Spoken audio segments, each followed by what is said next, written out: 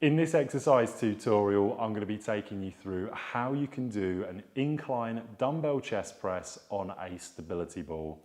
Now, by no means am I saying that this is a better alternative than just using an incline bench. However, if you have a stability ball, you're looking specifically for a chest exercise, one that works the upper fibers of the chest, then this is a fantastic exercise for you. Now, what you want to do is you want to start off in the middle of your stability ball. If you've got light weights like I have for the purpose of this demonstration, you'll be able to just pick them up with a nice neutral spine. However, if you've got really heavy dumbbells, make sure that you squat down, deadlift them up with a nice straight back, and then come up to your standing position before then sitting back down and placing the dumbbells on your knees like so. Now, what you're going to do to create the incline is you're going to slowly walk out with the feet. I've got my elbows tucked into my ribs to keep the weight secure.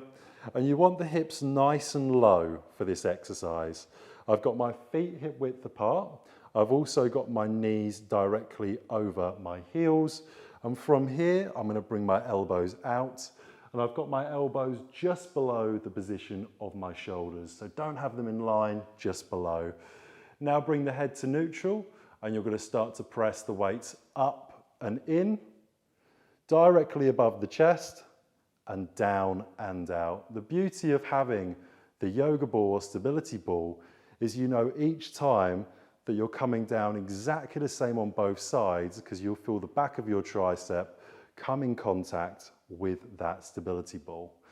So as you're doing the movement, I'll be breathing in and breathing out.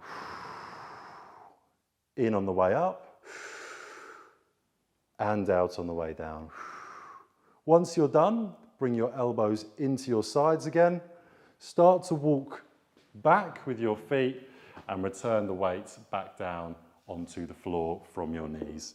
That's how to do an incline chest press with a stability ball.